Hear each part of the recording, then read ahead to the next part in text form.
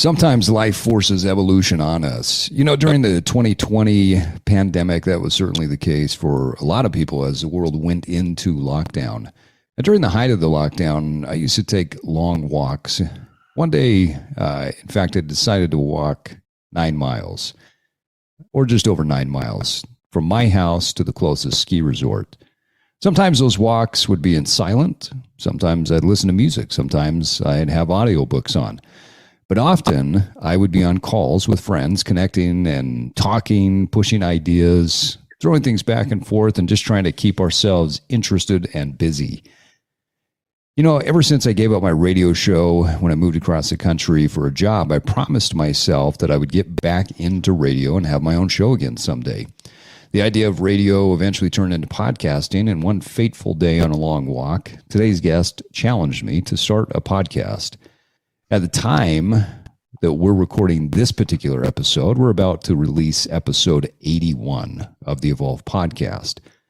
Now, with some shorts and some bonus episodes, we've released almost 140 total episodes.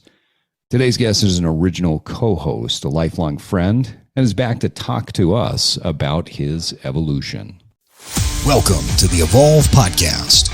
Evolve your body, evolve your mind, evolve your soul, and evolve your tribe. And now it's time to disrupt. And with that, folks, I want to welcome you to another episode of the Evolve podcast.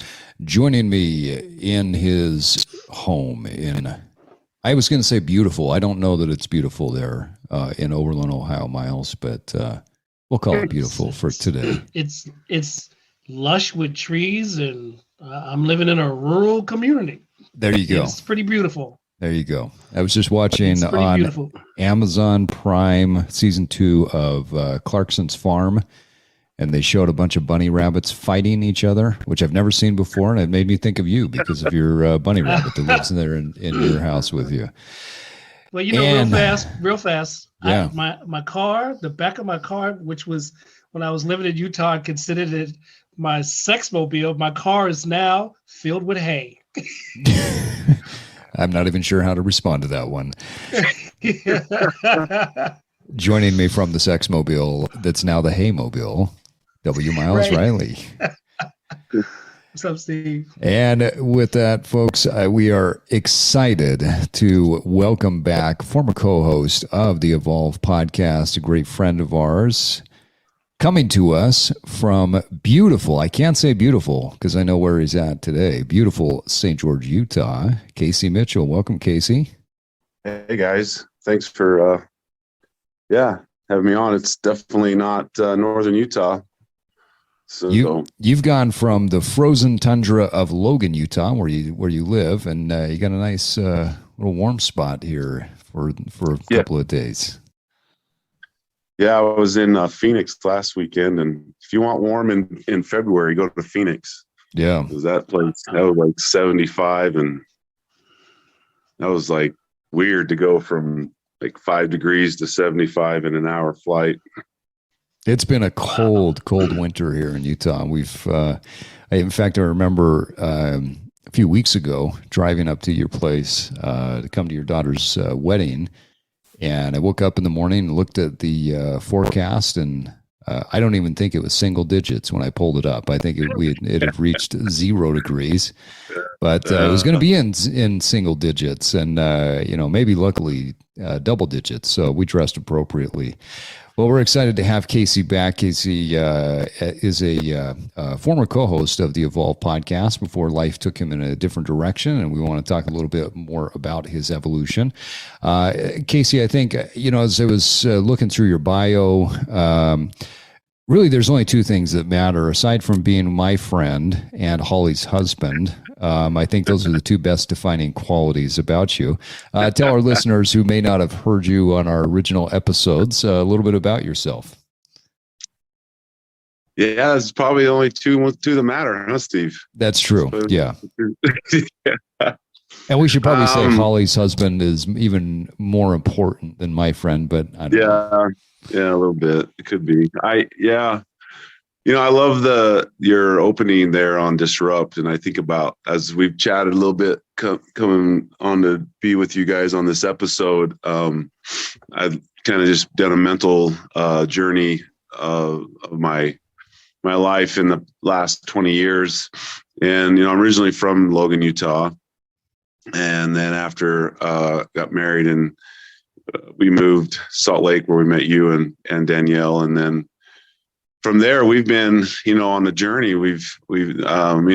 It's been awesome to disrupt and evolve throughout our lives in small little ways, and sometimes large increments. But we've been able to live in a lot of cool places around the country, and and have come full circle in a sense, logistically, coming back to Logan about a year and a half ago, which honestly never thought, we honestly never, that was never the plan. It was never on the radar. Things happen in life, and opportunities open up, and we felt that was the best thing to do. And we're back in our hometown, and it's been awesome. It's been a lot better than I anticipated it being, and our kids have just really, it was hard, obviously, for teenage kids to relocate school and friends and all the things they do, but they've done very, very well, and they've disrupted very well. And I love watching that. I think that's one of the coolest things about the journey people are on, is when you can look around and take note of the people you love and care about on that journey, and see their evolution and their growth and the challenges that they're willing to work through. That's a pretty cool thing. And I really enjoyed that. So it's been a cool journey.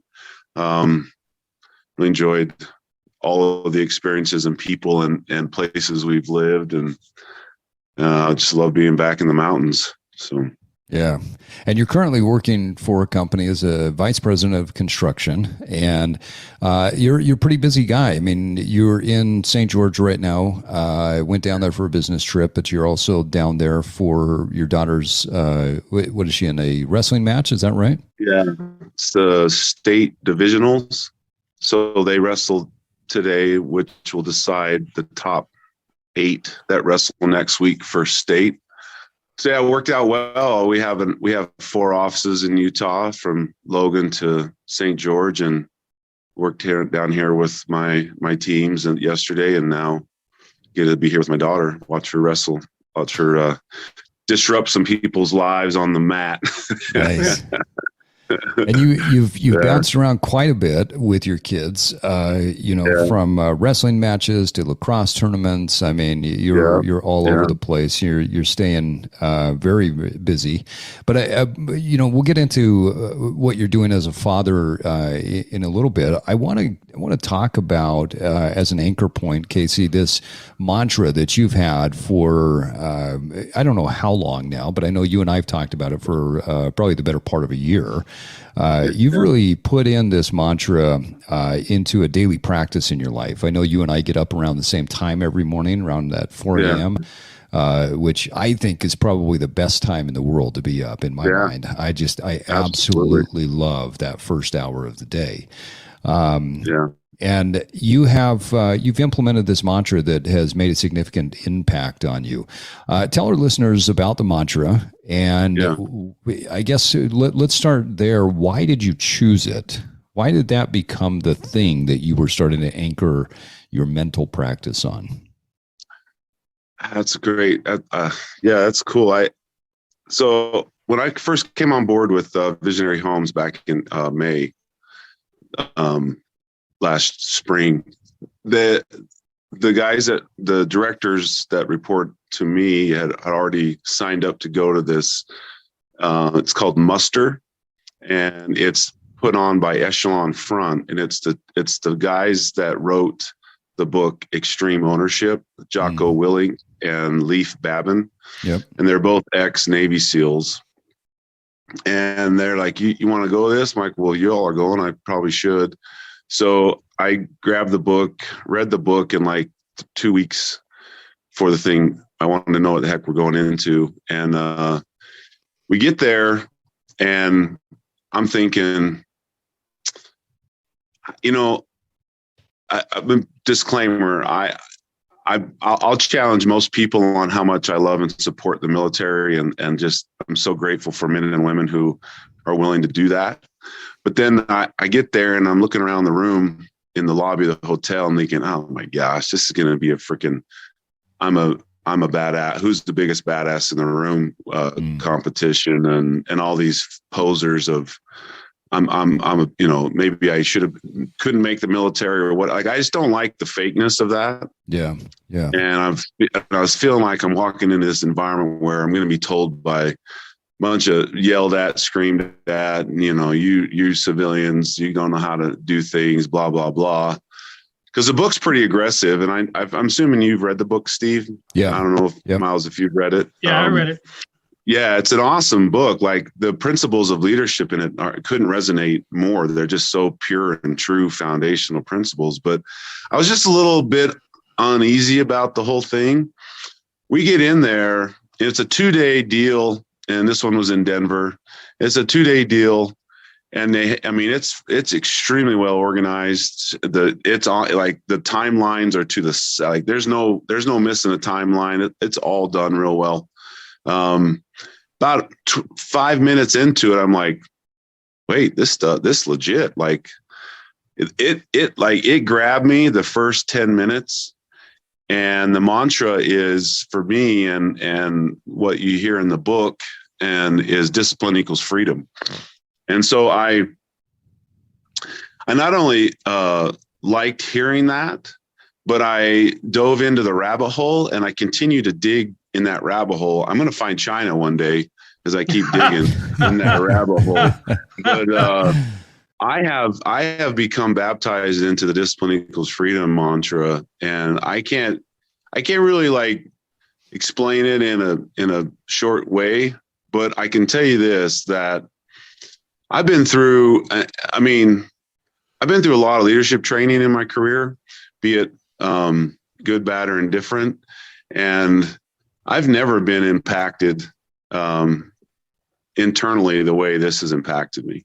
And I've never stuck with something this way either. And I think my teams at work, or some of them are like, oh boy, Casey's doing a meeting. We're going to watch another Jocko video. Yep, we are. We're going to watch a Jocko video like every damn week. We're going to watch one, and we're going to talk about it, and we're going to apply it to how we operate. So Discipline Equals Freedom is his second book. Yeah. Oh, is it? Well, his second book is Dichotomy of Leadership. Oh, Yeah. Right, the Dichotomy of Leadership. Yeah, I read that one. But he has that. Yeah, but Discipline Equals Freedom is a, and I like the way it's written. Yeah. It's not written in that style, like a straight through book. It's almost like it's a book that forces you to pause after he says certain things and he relates certain things. It's a tremendous book. Yeah. I love the way he uses how he led his troops in Iraq with those leadership principles, and then equals it into how he leads and helps organizations in the same principles. It's pretty cool. But so that's where I'm at with, like, I wake up every morning, 4 a.m. The first thing out of my head is discipline equals freedom. Let's go get some. And I just go. I don't know. Like, I can't, like, pinpoint, like, some things in life, you're like, this day, this time, this thing hit me, and from then on it's been X. Like, well, maybe it was that day in June, but from June of last summer to today, I just have benefited exponentially in my personal life, in striving to increase discipline equals freedom in my life, and the way I lead in a leadership position in my work. And there's two that I would highly suggest everyone watches often. One is called "It's not what you preach, it's what you tolerate," and that's a video that you can Google on, or go to YouTube. Leif Babin does that one, and then Jocko does. There's a snippet from the Extreme Ownership Muster training where he talks about leadership capital. I watch those about 4 or 5 times a month each, and because I gained something different, and I learned something different about me and about what I need to do with my life and with my leadership role in work with the people that I interact with. And I love that. And so discipline equals freedom. Like, I'm pushing on my kids. My Holly is already way more disciplined than I am. So she's kind of like, well, you're finally getting there. So good job. But as the Australians say, thanks for catching up, mate. Yes. Yeah. It's about time you caught up. It only took 25 years. Yeah. But I just love it. There's a book that and I gave you a copy of that book, Steve, 3 Simple Things, by Tom Shea. Yep. And that book, equally impactful to me as Jocko's book. And I'm working through that book with my team and giving them some pretty hard challenges to do. And one thing that I've added to what I say and do every day from Tom Shea's book is he was a Navy SEAL also, but he went in after the SEALs, and he's now does leadership things and coaching and whatnot. And he wanted to do an ultra marathon, 100-mile, whatever. And so he paid this guy that does these to train him for, I don't know, a week or something, just trying to figure it out. And the guy finally told him, says, look, Tom, he's like, you're in your head. Like, here's how it works. Runners run, leaders lead, hikers hike. Like, just shut up and get it done. And I was like, really like that. I mean, there's a lot of there's a lot in there, but what I've learned through discipline equals freedom that I think people need to learn in general is the noise in our world, the volume doesn't have a high end yet. Yeah. Like, it just keeps getting louder and louder. And discipline equals freedom helps me control that noise. And I can shut noise out that I used to pay attention to that doesn't even matter anymore.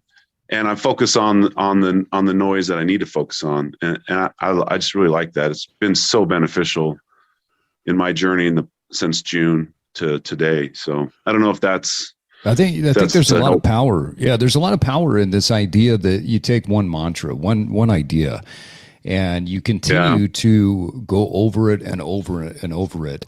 I wouldn't even call it an affirmation. I think that there's some benefit to people doing affirmations. In fact, there are some studies that say that if you do affirmations that it can help to rewire your brain. But there is benefit to this idea of taking a mantra, taking some sort of belief and repeating it over and over and over again. Very simple. Discipline equals freedom.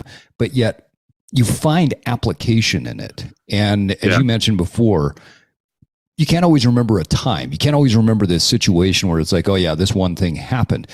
And generally, I think that's what evolution is about. That's how people evolve their life. It's not a massive disruption all the time, right? It's not this pandemic or a job loss or a baby coming into the world. That's yes, those things create some disruption and force us to evolve. But most evolution, from my experience personally and coaching people, has been these simple things that they do that they repeat over and over and over again. Yeah. Because you find then, as you're working out, the discipline equals freedom, which means you're going to push another couple reps.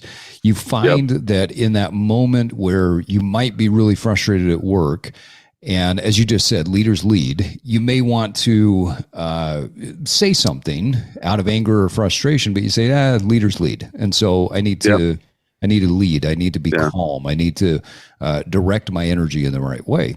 So I think there's a lot of power behind picking a mantra and then sticking with it. And you start to see that thing unravel, or I guess, open up in your life. But then you also see it woven into different areas of your life.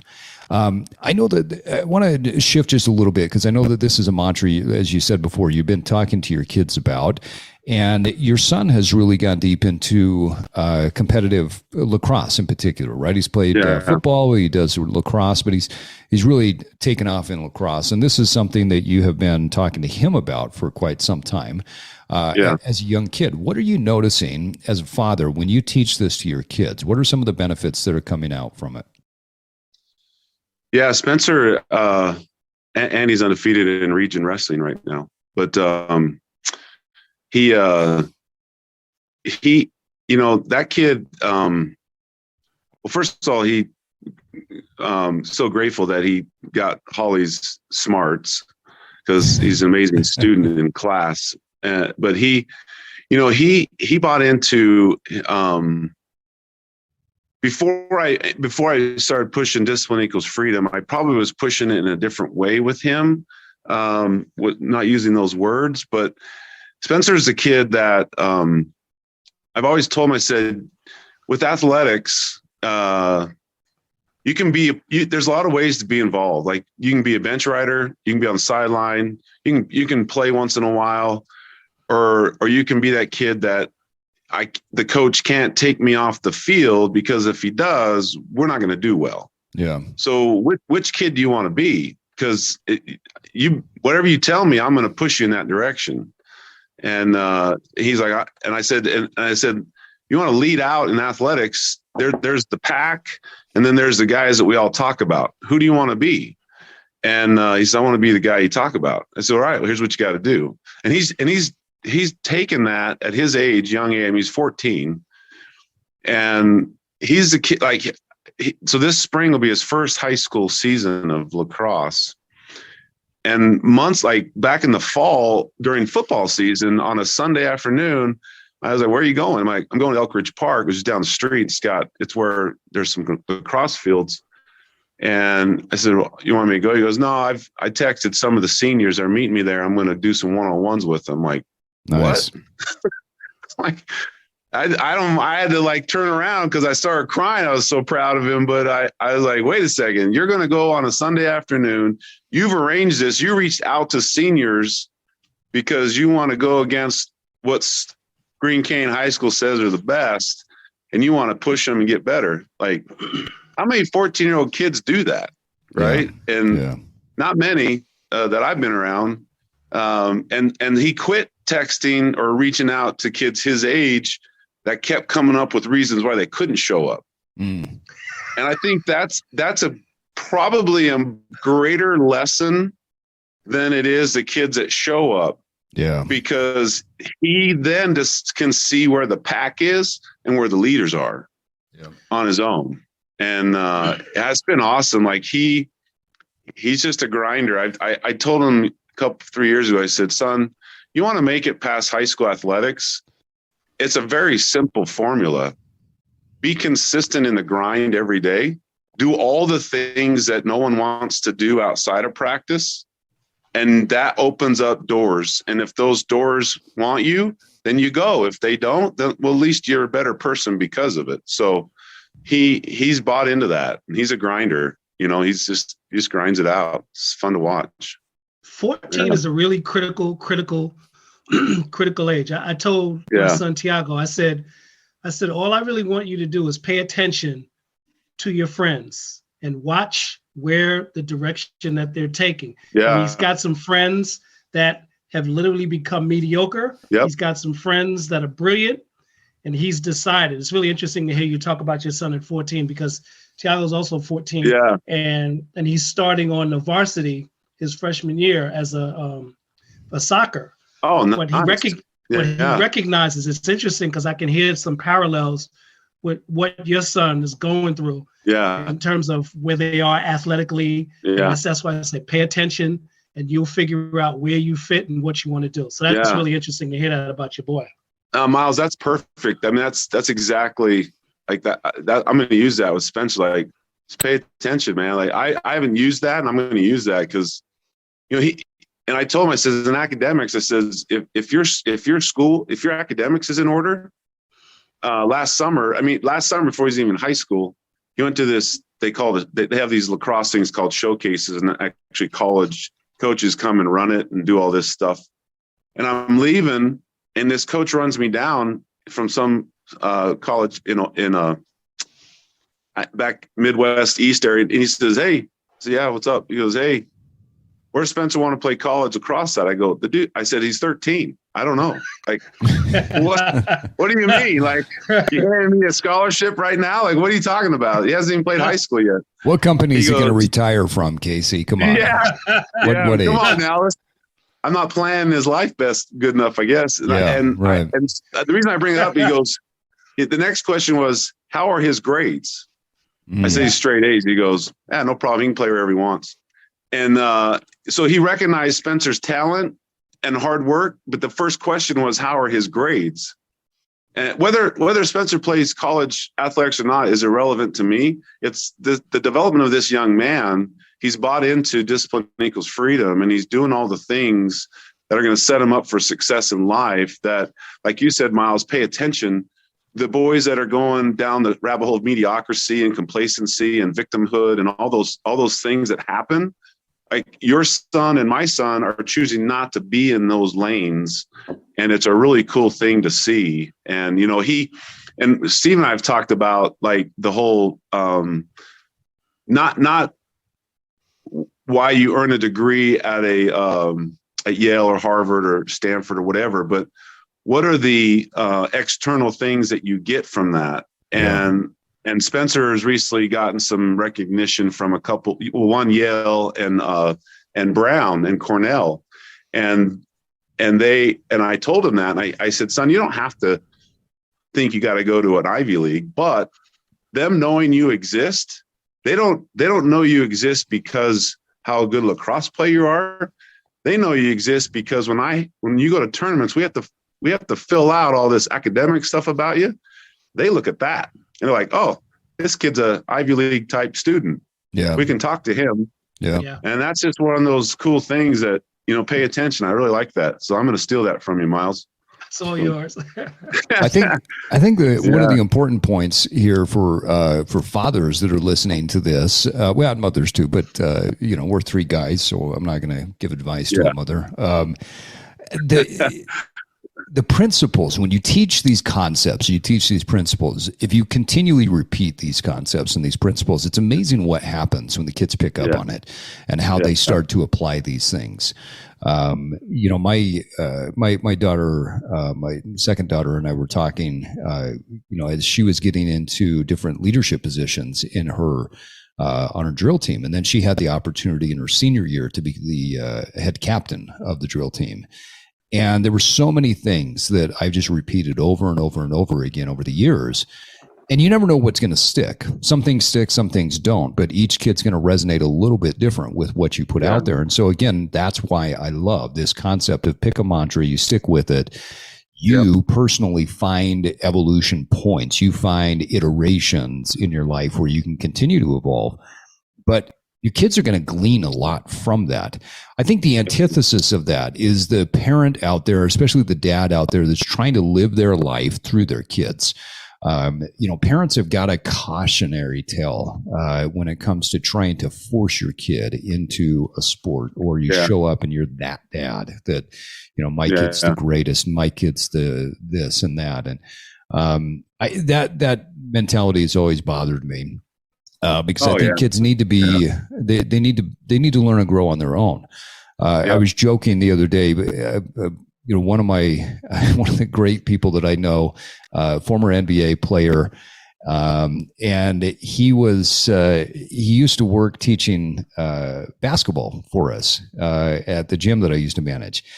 And somebody came in and said, "Hey, I'm looking for a basketball coach for my son." And sure enough, one of the employees said, "Oh yeah, well, you're in luck. We've got so-and-so who's a former NBA player, great player. He coaches here for us." And the dad goes, "Well, I'm not sure if he's good enough for my son." And I just sat there when I heard this story. I'm like, so an NCAA champion and And you got to be kidding me. An NBA pro, NCAA champion. You're not sure if that's good enough for your kid? Come on, pull your head out. Yeah. That dad probably was a pine rider in high school, or never even played, right? And so they're trying to live through their kid, and I think that's a challenge that parents have.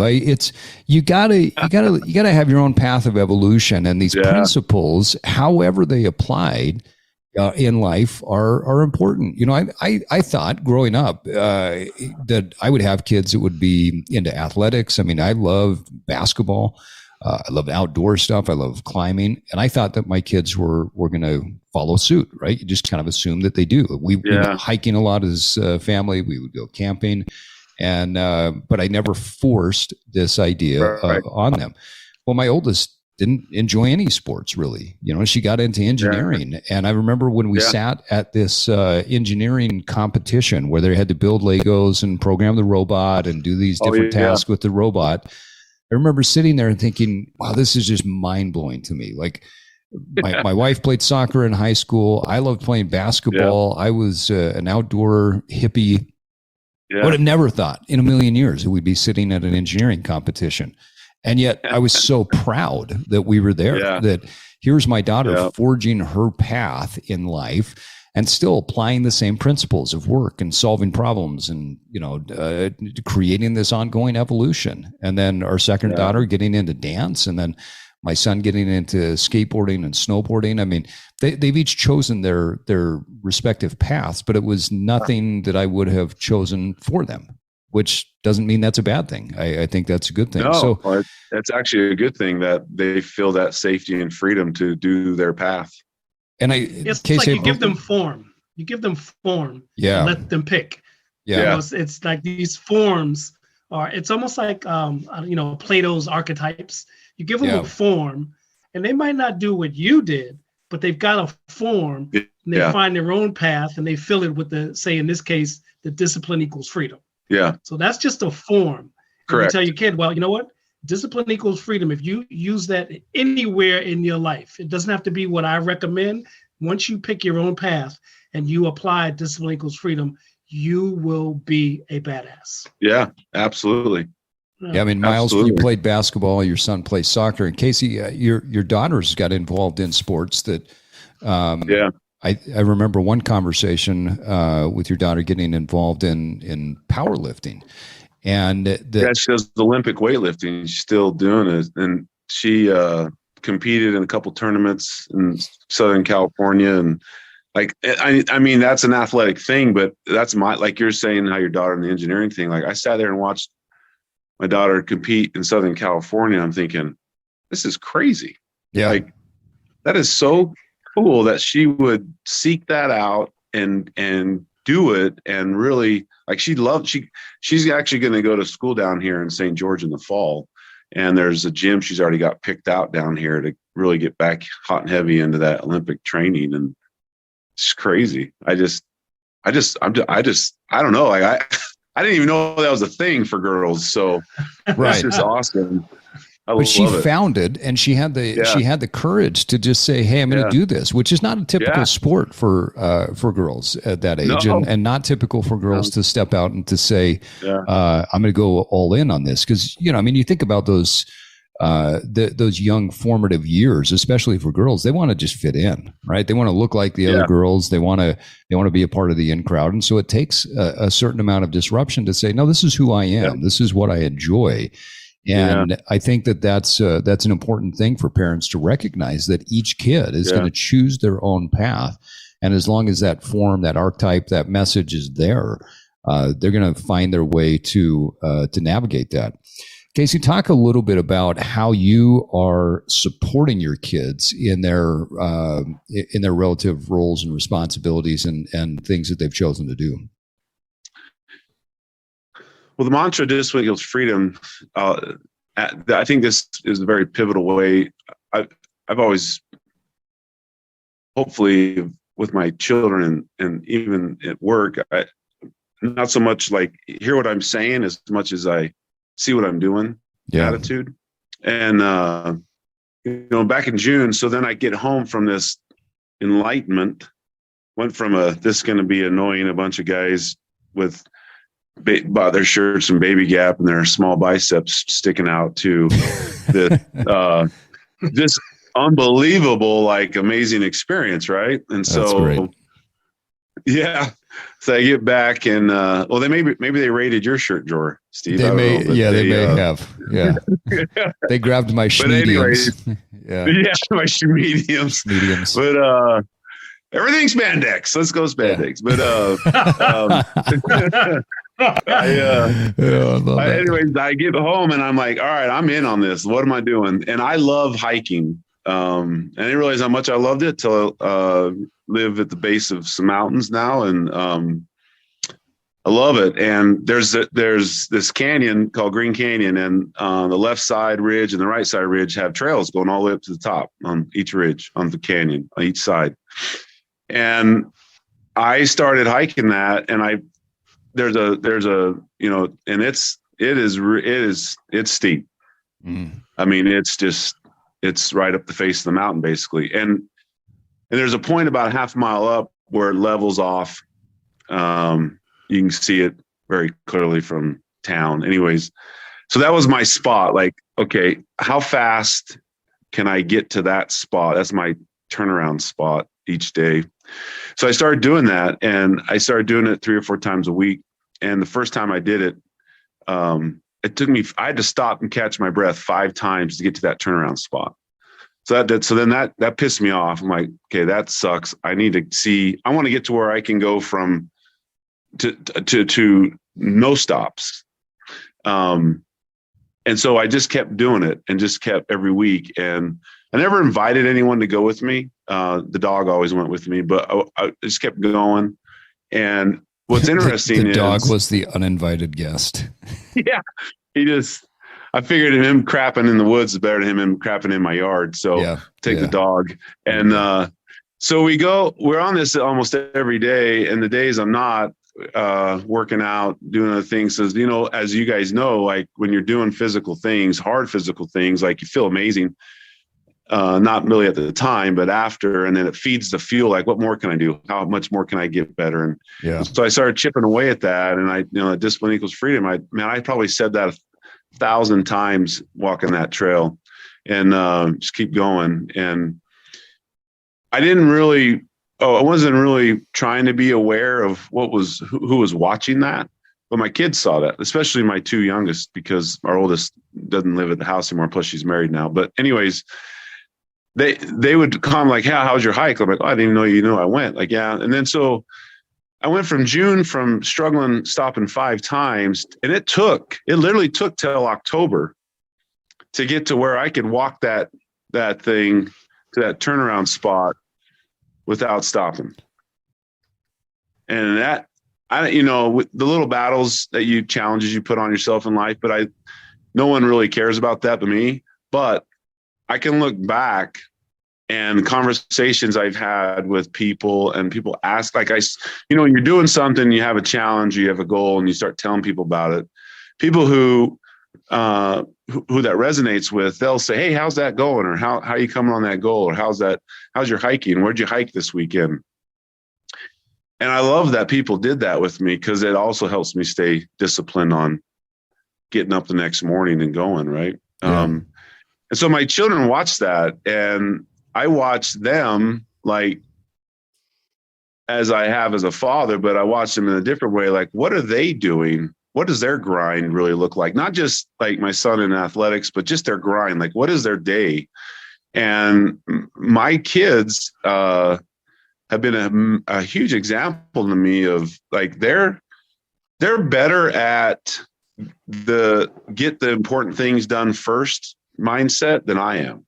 And I was like, that's cool. Like, I guess I could do better at that. So that's been a cool thing to see. And I think part of them seeing Dad on that mountain almost every day, and how determined I am that. And so then you think, okay, so what does that do? How'd that work out for you? Well, we would, in the fall, is, in Utah, the fall colors, it's incredible. Holly and I would go and Holly was in really good shape because she trained last summer and fall for a half marathon. So she's really good. So we go on these hikes on Saturdays, look at the colors, and there's there's nowhere I can't hike. Like I can go on any hike. There's nowhere like, oh, that's too steep or that's too long. Like that's the freedom. I created that freedom through the discipline. And funny thing, we went on a hike. I took her with me to see the colors. And the year prior, when we just moved back, I went on that same hike, and it's Swan Creek Peak. It's almost to Bear Lake, and the first mile is literally just it's not even no switchbacks. It's just like straight up, like. And the first time I did that, like that thing about killed me. And I told Holly, I says, "Hey, this first mile is rough." I said, "Last year it was hard," and so we're hiking it. We're on it, and we didn't say anything for a while, but we were both thinking the same thing. We're like, I'm thinking to myself, is this the same trail? Like, this can't be the same trail, but it feels like the same trail. Like it looks like the same trail. Yeah. And Holly turns around and goes, Holly turns around and goes, so when does this get hard? I'm like, yeah, I don't know. It kicked my ass last year, but it's pretty easy this year. I don't know. Like we didn't even stop. We just got to the top and we're like, yep, that was it. So never mind. Never mind. And that was a fun experience. But looking back on like all of those mornings on that ridge and working out and all those things and talking to people, it all like that wasn't what the point was to walk that 1 mile without stopping, but that's the freedom. And then at work, people like, I noticed that I do better with my hours at the office because of outcomes. I want better outcomes. Yeah. So I create greater discipline. I get better outcomes. I create more freedom. Like it's that cycle of success that I'm so hungry for. And I just have so much farther to go, but I love it. I love that whole scenario. So, and the fact that your brain is always working. Yeah. Even when you go through the grind. Yeah. And say the grind is over for the day. You did your grind. You struggled with it. Yeah. The brain is still figuring out how to get you through it. I remember with Andrew Huberman, because it's interesting. You're talking about this grind of the hike. And I can relate it to the grind of trying to learn a particular piano passage. It's the same thing. Oh, absolutely. Absolutely. And Mel Robbins talked about, it's called the reticular activating system. It's the part of your mind that when you stop doing something, that part of your mind is still solving the problem. Yeah. Yeah. So you've already gone through the grind. You're laying in your bed, you're watching a TV show, you're reading a book, but your brain is always saying, okay, this is how we get through this maze. Yeah. This is the work. This is it. And every time you do it again, you realize, wait, it's a little easier. It's a little easier. It's a little easier. And the next thing you know, you're not paying attention to it anymore because you're looking for the next thing that you want to grind. Yeah. I think the other thing too is you put great things into the world. Part of that. Sorry. I said, is there a visualization part of that? Because what you're saying, I would, at night or whatever, laying in bed, I would see my feet walking on that ridge. Yeah. And the parts that were really hard, I'm like, I see it. I want to get past, when I was, like as dumb as it sounds, I'd come home like, Holly, she's like, what? I'm like, I only stopped 3 times this morning. Like, you don't understand how hard that is. Yeah. And the dog's looking at me like, dude, I can run this 9 times. What are you stopping for? Like the dog, it's funny because dogs running in circles around you. Yeah. And it's like that damn dog. I'm like trying to beat the dog. Like why am I trying to beat a dog? Like there's no way I'm going to do that. But I'm just such a competitive person. I'm trying to compete against a dog, but that was a big thing. And I visualized that, like that part of that hike, that real steep part where those rocks are loose and I got to navigate, like my mind just keeps going. Like you said, it just keeps working it out. Well, she talked about whether she said there's 2 ways. She said there's depending on who you are. If you're a visually inclined person, then you can see it. If you're a feeling person, you can feel it. Yeah. And both impact the particular person in the exact same way. Right. No, that makes sense. And if you want to train that, that's something that, the thing that I found, the best way to train people is to get the visual and the feeling there together. Yeah. That's something that I do when I'm lecturing to companies and talking to them in leadership positions. I'll have them close their eyes, visualize it, and then sit in the feeling of whatever it is that they want to create. I want to go back for just a second, though, Casey, to something that you're referencing. When you put things out into the world, like you're putting out into the world, not just this mantra of discipline equals freedom, but you're living it. And so by putting that out into the world, you have then seen the reciprocation come back to you in the way that your kids are showing up. And you're saying, wow, they're really good at doing X, whereas I'm good at doing Y. Maybe I could get better at X.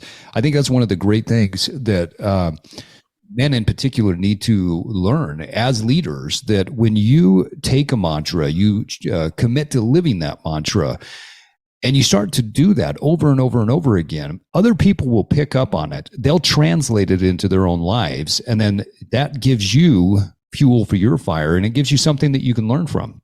I still say to this day, I've learned some of the greatest lessons in life, not only from my kids, but those that that have worked for me when I've been in leadership positions, because when I put concepts, principles out there, they find ways to apply those things in ways that I wouldn't have thought of. And I think that's one of the great benefits of choosing to be a leader in life, whether you're a father or you're a leader in business or whatever it is, because that mantra, that example that you put into the world, it comes back significantly. Yeah. I also want to touch on that, this idea of challenges to yourself. The reality is when we die, there's going to be a few people that remember us for a few years, but, one generation, 2 generations down the road, we're going to be completely forgotten or largely forgotten, right? Unless we are a very, very select few individuals. Right. So when you look at it from that cosmic perspective, how important are these challenges to yourself? Well, they're extremely important for you because it helps you to become a better person. It helps you to say, all right, I'm proud of who I am. I'm proud of showing up in this way. I'm proud of the fact that I'm pushing myself, and you're doing it for yourself. And so I think that every successful person I've ever met, whether they were successful as a musician, an artist, a businessman, whatever success that they achieved, they challenged themselves. Life became a game, just like you're talking about. Getting to that top of that hill and stopping 3 times instead of 5. That's part of how you iterate. That's part of how you evolve. You evolve by doing something over and over and over again and playing the game and challenging yourself. So I can't stress that enough. And you got to celebrate those wins, right? You got to come home and say, I only stopped 3 times. Yeah. Makes a big difference. Absolutely. In how you show up in life. Casey, you have shown up with an example. You've shown up with a mantra consistently. I know it's affected your kids because they are, they're following in your footsteps, but they're doing it in their own way. What are some other ways that you're seeing this discipline equals freedom come back to you from other people? So I wanted to touch on something like this, Steve, because lately I've gone back to my notes from your leadership training on leader of self, leader of others. And using that, intertwining that into discipline equals freedom. And the directors that report to me in our company, great group of guys, you've met all of them. But the challenge I've seen them, and I don't know in other industries, I've only been in construction management, but the challenges in my industry are we have almost a cesspool of A-type personalities. And then you got to figure out how to work well together. We make the comment of let's all play nice in the sandbox type attitude, but we have these guys, and typically and usually the majority it doesn't go well, and it's always a battle. Is And I think this happens in a lot of industries. You promote, like, this guy's an amazing team leader. He'll be an amazing director. So you promote him, but you don't train him how to be a director. Yeah. And so what is the person going to do? They're going to go back to their comfort zone. They're going to be a great team leader in the wrong position. Yep. And so I have these guys that they were real good superintendents. They were real good, whatever the next level was. And now they're directors, yet they've never been trained before. Not that they haven't, and I'll just say this, they haven't been trained to be a director until I came on board and evaluated things and said, oh, I've been there. I was a superintendent. I was project management. I was director of operations. I've been in these levels where I was frustrated in those levels because it wasn't going well. And it wasn't because of the people I was trying to manage or lead, is because I didn't understand my job. I didn't understand my expectations. I didn't understand what it was my role was supposed to accomplish. And so I've gone the last few months with these guys, reiterating discipline. Like, leadership capital video is huge. And Jocko says you constantly need to be earning leadership capital. And you do that by taking care of your people, by building empowerment, by autonomy, by trust, by verification, by all those things. And I tell these guys, I actually had to do this with them. They are so, like, they thought, and they do a decent job, and they're doing way better now, but they thought that them grabbing onto the weeds of what the superintendent is supposed to do and yanking those weeds out for them was actually helping them and training them. Yeah. And I've literally had hard conversations with each. I'm like, if you touch that weed again, you and I are going to have some problems. Like, this is not your job. Your job is to be a director. Stay at your level. And so I've had to go through that in the situation of, do you understand what your role is? Do you understand what's expected of you? And let me get involved in a lot of the things that you said, Steve, in leader of others and the part of coaching. You said, I wrote down, you said, fire yourself today, and your new job and the only title you can have is coach. Yep. And so I said, guys, coaching isn't, when I coached this past fall, the freshman football team, I didn't go on the field during the game and make the play for them because they didn't know what they're doing. Like, that's not coaching. That's pulling their weed. That's not helping them. But coaching, I said, you guys are going to actually have to either lock arms or lock hip and walk this individual through what it is you expect them to do and answer all the questions while you're doing it, and let them pull the weed of clarity and understanding, so that next time all you're doing is trust by verification. Yeah. I said, what you guys have been doing, you thought you were helping these guys improve, but all you were doing was enabling. And the modeled behavior was, if I'm a superintendent and I'm reporting to somebody that's pulling my weeds, I don't have to worry. Like, it doesn't matter what I do, because they're going to come and pull them anyways. So I'll just drive around town or whatever. Like, that's what you guys have trained these guys to do. And there's been some huge aha moments. There's been some tears. There's been some arguments. There's been everything. Mm-hmm. I said, look, if you want to be a superintendent, I'll put you in a superintendent role and dock your pay. Or do you want to be a director? Like, that's where we're going with all this. And they've all, in the past 30 days, have said, I can't believe two things. One, how much I stifled my team when I thought I was helping them. Yeah. And two, how fast my teams have grown and taken ownership and become better because I stayed out of their way and did my job. Oh, it's huge. I said, look, my mentor in the industry years ago, incredible human. He said this, he didn't say a lot of, he didn't talk a lot, but what he said, he did. And he said, I hire the very best people I can find, and then I get out of their way and let them do their job. Yeah. And it's not like I don't support or help them. I just get out of their way. Like, get out of their way. I tell these guys, you guys are so in the way of these guys doing their job that I don't even know if they know how to do their job. Yep. Or they're so frustrated because if they turn left, you're going to come back and make them turn right and not even explain why. Like, you got to be leaders. And so we've been on that path for the last 30, 60 days. And I actually made them put on their Outlook calendar February 1, 2023, because I gave them, I think, 45 days before that.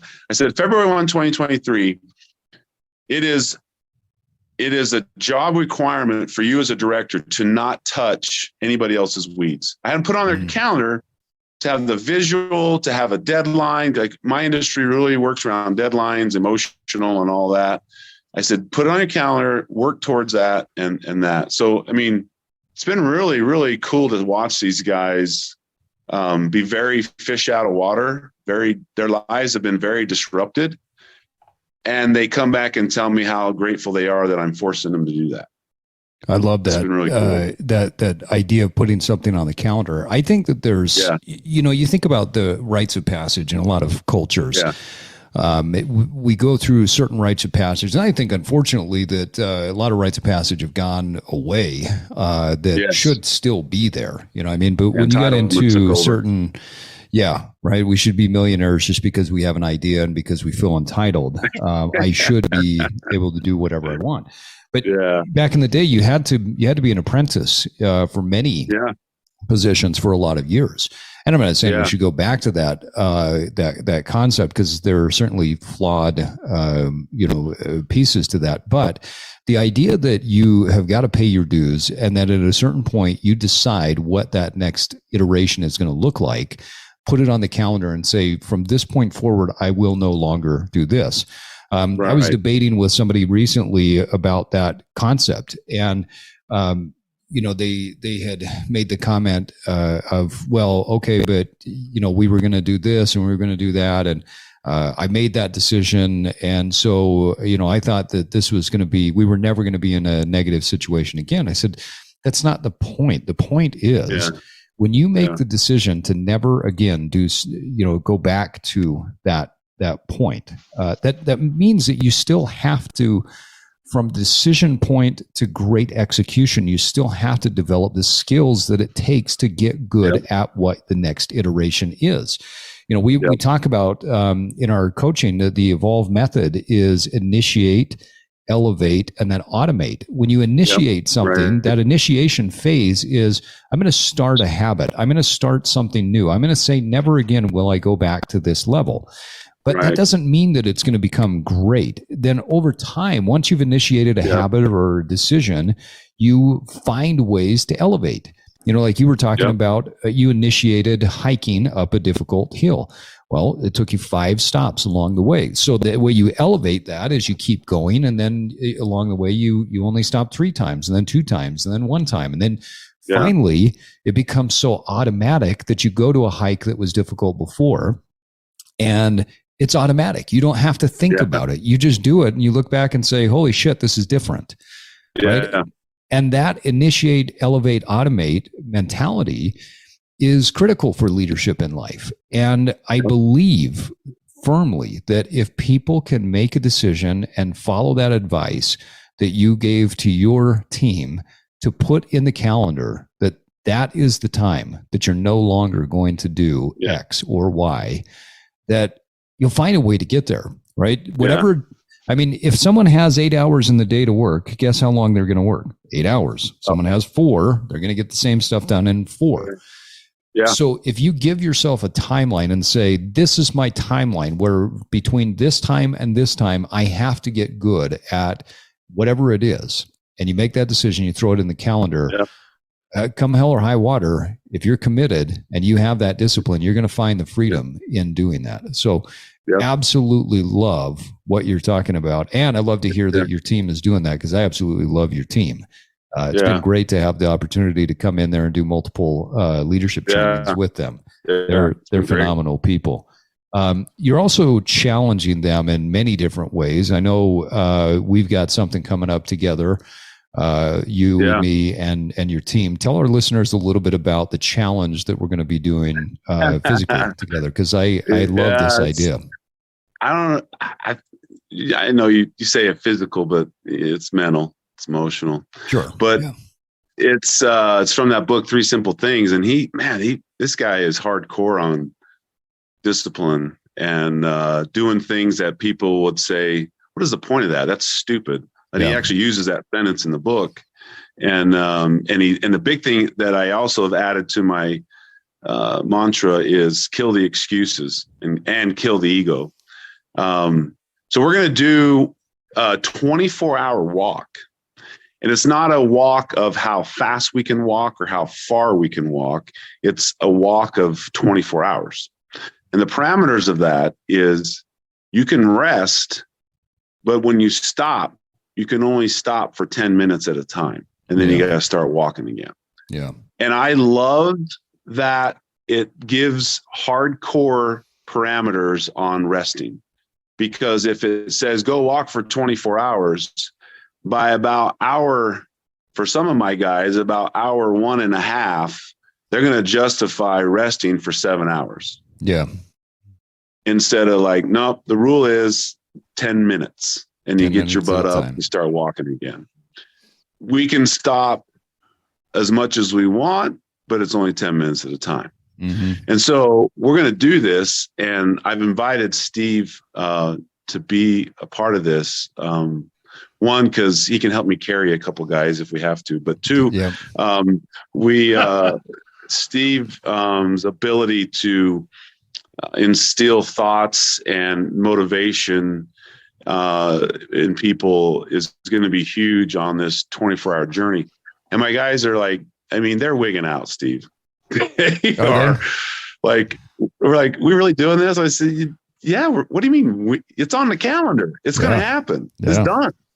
And one guy is like, man, I don't know if I can barely walk the mailbox and back. I go, well, you better start walking. Like, you better figure it out. Like I said, I said, do this, get a 6-hour in, get a 12-hour in, maybe do an 18-hour. I don't know, but do something. So you show up cold turkey, we're packing you out of this thing. And I don't want to pack you out. Yeah. So get ready. Like, that's part of the deal. Like, get ready. Hey, I got a brand new hip. I want to go. Yeah, come on. Yeah. We'll wear that hip out.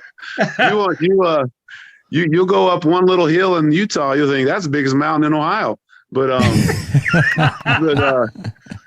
had that experience. Yeah, because you've lived in both places. But I just am so excited about this, because where these guys are at mentally and emotionally right now, they are so much more self-aware and stronger and more disciplined than 6 months ago.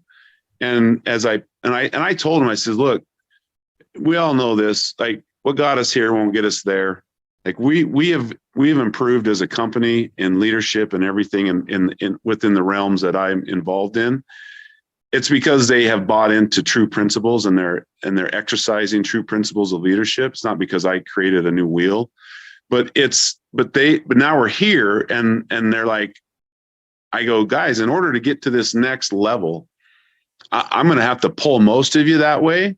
And it's going to be very uncomfortable, and you're going to feel like a fish out of water, and you're going to be frustrated, mad, and angry. But when we get there, it's going to also then open up, okay, now what's the next level? And it's never going to stop.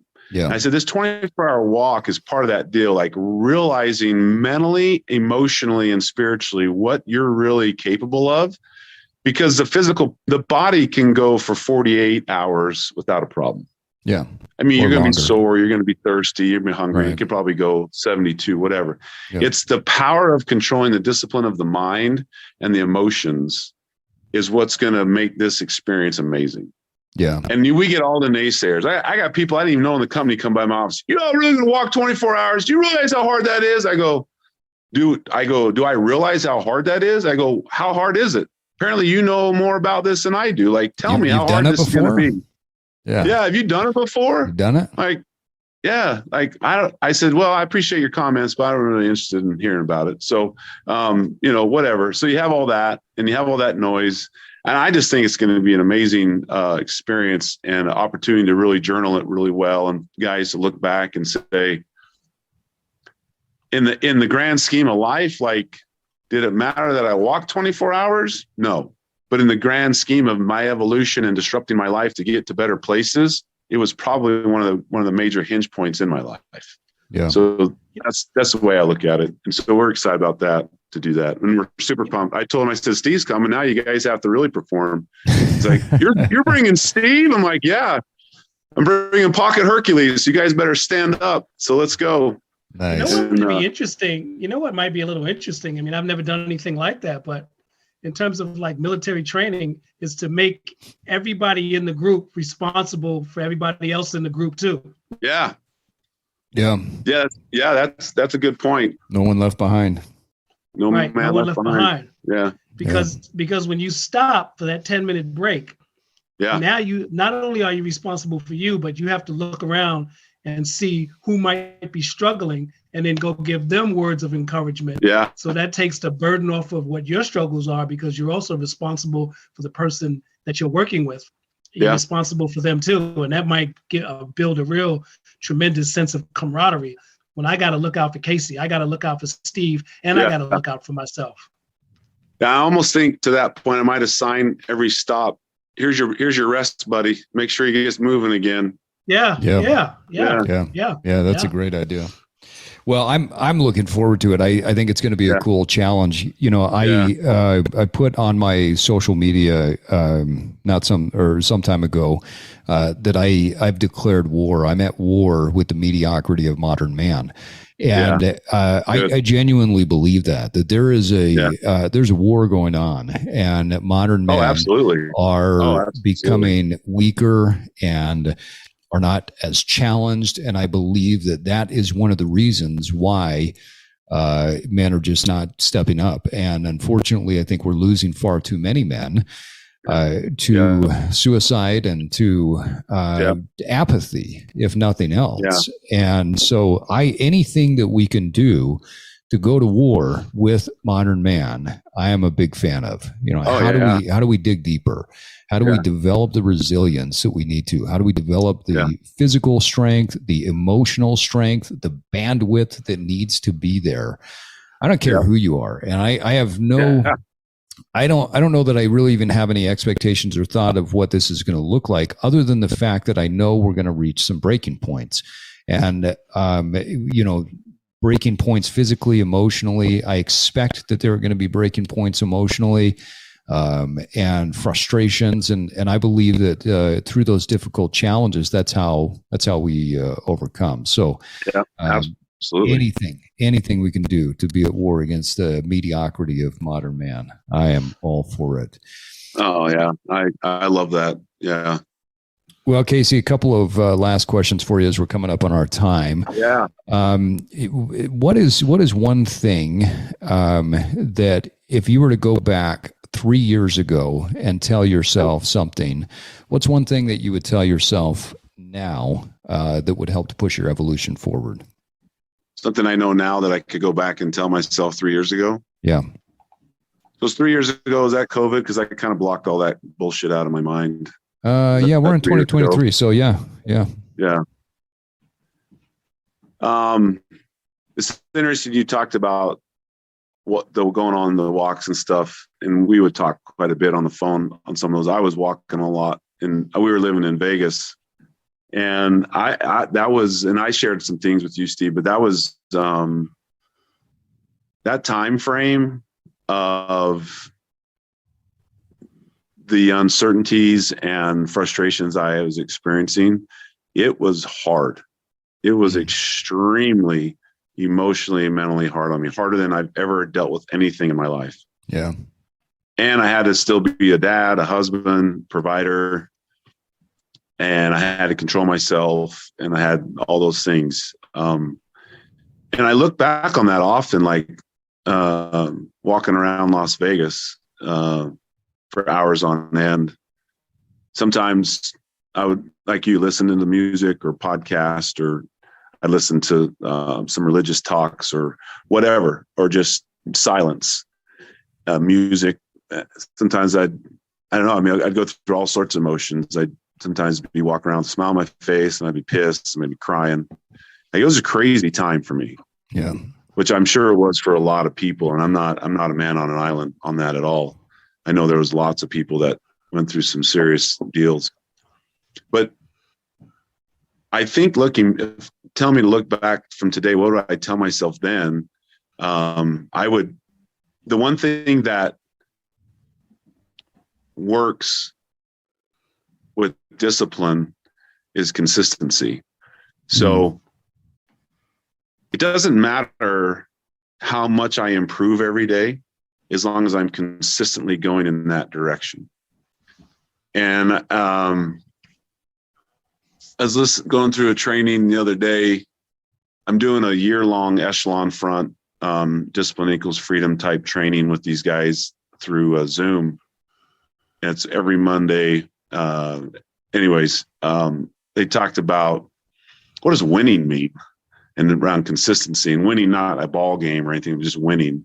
And he says, if you win 3 to 5 days of a week, you've won the week. Like, people beat themselves up if they don't win 7 days in a row. I was like, man, that really resonated with me, because I'm that guy. Like, I failed on Saturdays, so the week was a waste. And I forget how great of discipline I had Monday through Friday.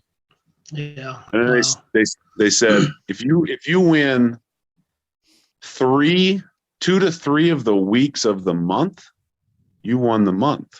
Yeah. I'm like, And that has really helped me. So I would go back to Casey Mitchell in 2020 and say, consistency wins. The amount of improvement is irrelevant. What's relevant is consistency and discipline and understanding what it means to win. And that would have been extremely helpful and healthy for me to have at that time in my life, because that was rough. That was really rough. So yeah, sometimes it doesn't feel like out of winning. And you dug yourself out of it. Yeah. It's like, during the process, sometimes you can't see it. When you're digging out of the hole, you can't see it. But to be able to look back on it and see where you were, and then come to the current day and you're commenting on it. Yeah. That's a win. That's huge. Oh yeah. Yeah. And the whole concept of winning, I think along the lines of what you said earlier about society's attack on the man, on a male, on a human, goes around. They also attack winning, because it's ego and all that. But I'm wired to win. Most people are. I don't run in circles with people like, well, I'm okay if we just kind of get there, or we tie, or it's okay, like everyone gets a trophy. No, that's bullshit. Like, I'm going to go win. Mm-hmm. Like, I didn't show up to get a trophy. I showed up to win. You can keep your trophy. I'm going to win. Like, that's how I think. And the scoreboard doesn't always play in my favor, but I don't worry about the scoreboard as much as I worry about how am I showing up? Yeah. So I'm showing up to win. Like, that mountain's not going to beat me. It's not going to beat me. And there's not a dichotomistic view there of that you winning means somebody else loses. And that's one of the things that I think people miss far too often is that if you win, that doesn't mean someone else has to lose, right? Everybody can win if they put the effort in. Exactly. Casey, and they pay attention to their self journey. Yes. Yeah. Yeah. It's funny. I have this image of say get 10 guys and they're all together working, but if they're working on their own selves intimately, they're all winning. Yeah. Yes. You can't look at it as, oh, well, Casey's beating me. That's where the failure comes in. Yeah. Because psychologically you've gotten to your place on your own. So it's I can easily see we're winning. Yeah. Absolutely. Yeah. Casey, last question for you. You heard us ask this question multiple times as a co-host on this, and now I want to ask it to you. So if we're talking about disruption, how do you disrupt your life in order to spark new growth? I have learned in a short time with diving down that rabbit hole of discipline equals freedom that I have the power of choice to choose to disrupt my life in all the right ways. And one thing that I've been working on a lot that I thought I didn't really have an issue with is fear. Because fear is the great crippler of success in life. It's okay to be scared of things. Yeah. But when you have fear, you don't push forward. And so in my role at Visionary Homes, my fear is I'm not a academic trained hardcore leadership type person. I'm not a Tony Robbins. I'm not any of that. I'm not a Steve Cutler. I'm someone who sees true principles, whether they're temporal, eternal, or whatever, and think, how can that help people? But it scares. The fear is, do I know how to help another human being to get to a place where I know they can get to? And what I've worked on with Discipline Equals Freedom is I use the discipline to kill the fear of, I'm going to do it. I'm going to show this, whether I show it perfectly or not. But if I show it consistently, then when I talk to my teams about this is what we need to do as leaders, they can't say, well, you're a bunch of hot air because you just sit around and play golf all day or whatever. Yeah. Like, I'm hardcore in the trenches of leadership development. I'm doing the same. I'm expecting the same things of myself as I expected them. I expect myself to stretch further than they stretch. And that's fearful, and it's unknown territory. But because of the success I've gotten, it fuels me to keep killing the fear. And that's all about disruption. I don't know how else for me it makes sense that, if I'm killing fear, I'm disrupting my life in all the right ways. And I'm impatient, as most men are, that I want to progress quicker. But I can tell you that in the past 10 months, the clarity of recognizing my improvement has never been clearer in my life, because of being aware of the discipline I want to create and the discipline I want to help others create. And that's been a huge win. So that's how I disrupt. I love that. Well, and on that note, folks, it is time for us to wrap up another episode of the Evolve Podcast. We want to thank our guest, Casey Mitchell, for joining us today, and my co-host, W. Myles Riley. Casey, for people that want to continue to follow your personal evolution, what's the best way for people to do that? I knew you were going to ask me that. You're not going to lie. I don't know how. I've taken a social media fast, so I don't really doing social media right now, but my email is kmitch7075@gmail.com. If anyone wants to interact or ask questions or chat, hit me up on my email and we can figure that out from there. But awesome. I'm just really not on social media right now, so. Got other things in life, and that's great. Well, Casey, thanks again for coming back on and joining us for an episode. A great, enlightening episode, I think, for a lot of men out there on how to implement some of these concepts and principles into leadership, which leadership weaves throughout life as a father, as a husband, as a leader in business. These concepts are extremely important. So appreciate you coming back on. And hey, folks, remember that it does take time and consistency to evolve, but first you have to disrupt. And now it's time for you to get out there and evolve. Thank you for listening to this episode of the Evolve Podcast. Follow us on your favorite podcast app, and if you haven't done so, please give us a rating. As an independent podcast, it really helps us get more reach. This podcast is part of our mission to help millions of people evolve into the best versions of themselves. Please check out our coaching services at evolve-cast.com or pick up some of our Evolve merch. Until next time, keep evolving.